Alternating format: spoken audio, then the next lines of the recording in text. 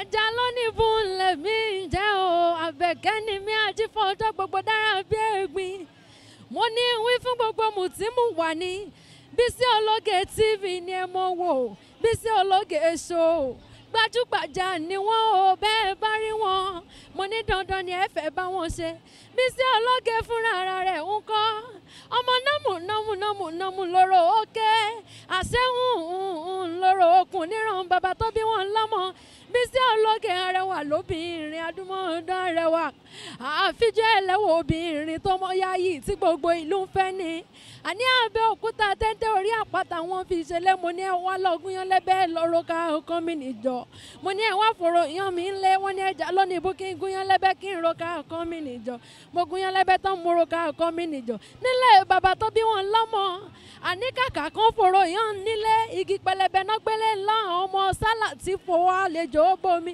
ọ̀rọ̀ mi ò kọ́gí ọ̀rọ̀ mi ò mọ̀ kọ́ pẹ́ Àbẹ̀kẹ́ mo ní gbogbo yín pátápátá ire lójú wáyọ́mọ́ rí ire lójú owó yọ́mọ́ rí Bisi Ologe Show ni ẹ mọ́ tẹ́tí sí kẹ́ ẹ mọ́ wò ó.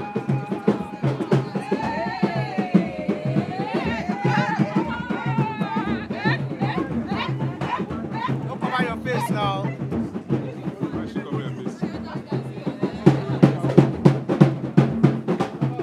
Moving forward, this song they affect everybody, even my shorts, this song they affect everybody.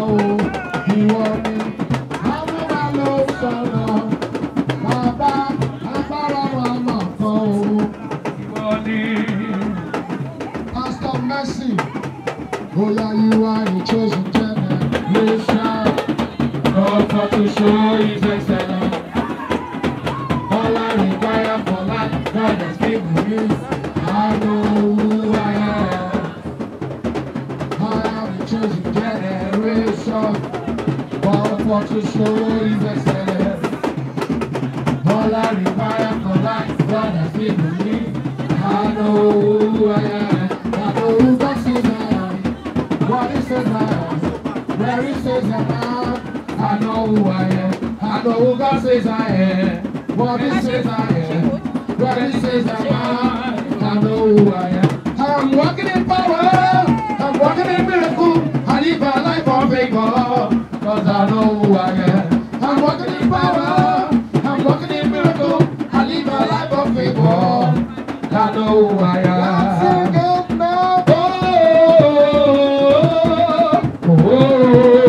I know who I am. Sing it one more time. I know who I am. I'm a power.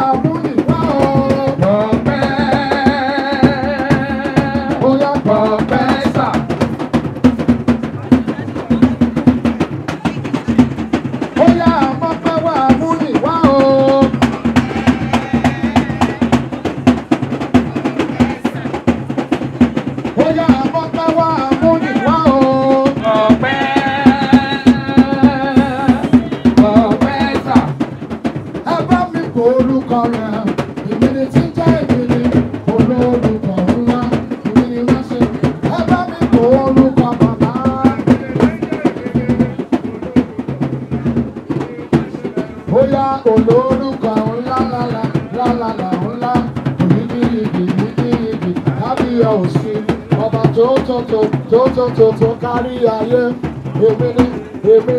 Bóyá òun sàkàrò, pé kò ṣeé ṣe, wẹ́rẹ́ ló bá wà ṣe. Ìyàwó fọ́ bá pè ọba o, ọba láṣẹ ọba.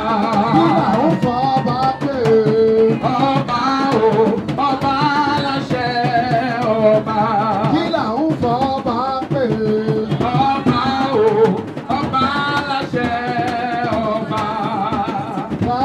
Assurance, Jesus is mine.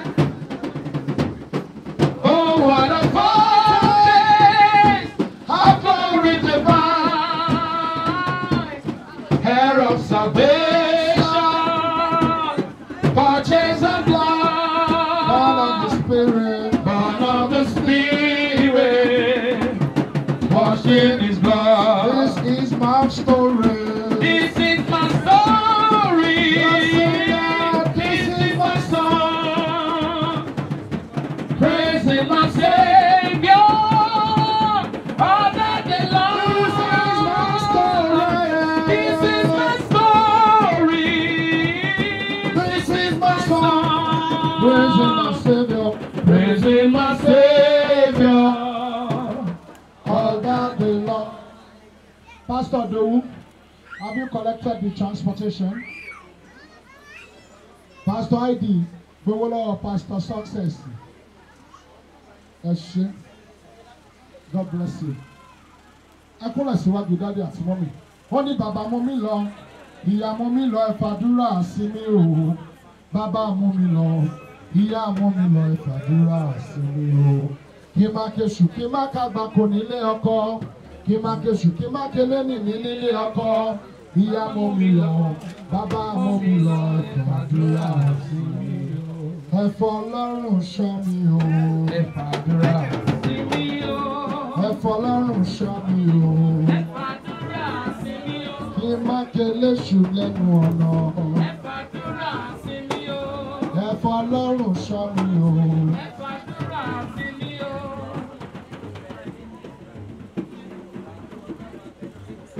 Jésù Olúwa wa. Jésù ní ìbálògùn ọkàn, ẹ má ṣe jẹ́ ká fòyà.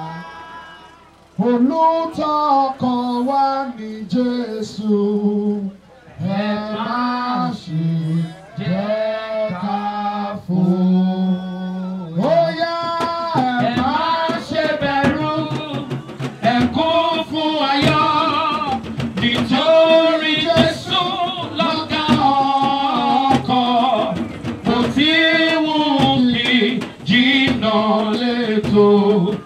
yóò mú ọkọ wa kúnlẹ̀.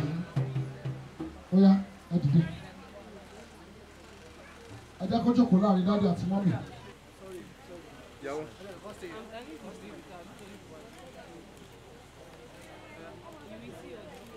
Sorry, look at.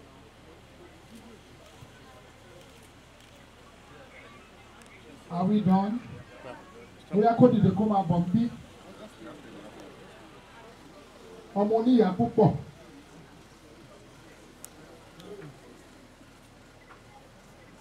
Pastor.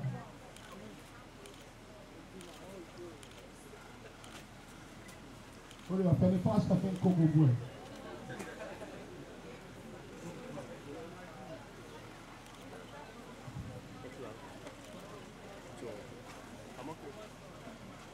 Mọ́mí ẹ̀ mú bẹ́ẹ̀ yẹn dání.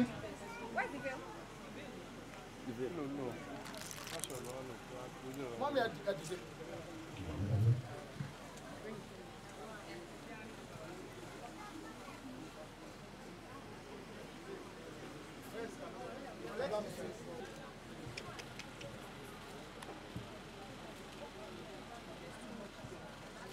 Ó tẹ̀síwájú lọ́nà ó ń gòkè sí lójoojúmọ́ ó ń gbàdúrà bí ó ti lọ Olúwa jọ̀ọ́ gbé mi sókè.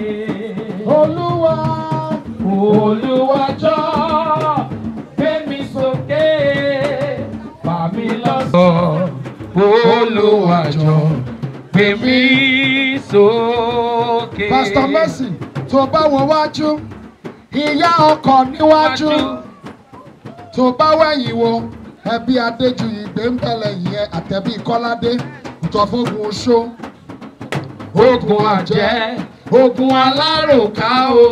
Sọ pé bàbá mi onílé ọlá ọgbàgbà tí ń gbàlà ìlara sọ pé ó dọwọ́ rẹ̀. Ó yá tẹ̀lé mi Ọlọ́run má padà tẹ̀lé mi. Ọlọ́run má padà lẹ́yìn rẹ o. Ó yá tẹ̀lé mi Ọlọ́run má padà tẹ̀lé mi. Ó yá. Ìbànújẹ́ tán.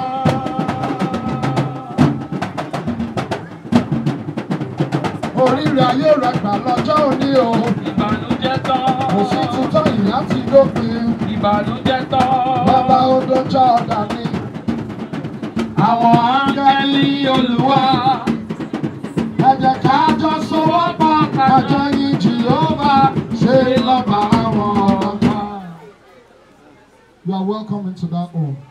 Amen. Wọ́n kí ẹ káàbọ̀ sínú ilé yìí. At the entrance of the gate, your husband will be noted in the name of Jesus. Amen. In a short time, you'll be called a virtuous woman. Amen. You will search round and round to feed the family. Amen. When it is cold, you will prepare flags for them to warm up. Amen. And in a short time, your husband will sit among kings and not mere men. In the name of Jesus. It is well with you. Your children will surround you. They will fill your table like the cubed. In the name of Jesus. Oh, yeah, did Ìwọ láńgẹ́lì ọmọ Elédùmarè lọ́yọ̀ ẹ́. Ìwọ nìyá kó wá ẹ̀pẹ́ rẹ̀. Ó fi gbogbo ara ṣẹwà. Ẹlẹ́dàá ojú pẹ́. Kò sáṣìṣe ìṣẹ̀dá rẹ̀. Àbá ẹ̀yọ̀. Sọ pé ẹ máa lówó lọ́wọ́. Ẹ máa bímọ lébọ̀. Ẹ máa ṣayọ̀ máyọ̀. Ẹ máa ṣọlá mọ́lá. Ká ṣàmúfẹ́ Elédùmarè ṣẹ láìṣẹ tán. Bàbọ̀rọ̀ ọkọ, olólùfẹ́ rẹ ni. Olùrànlọ́wọ́ la fi ń ṣe fúnra látọ̀ wá.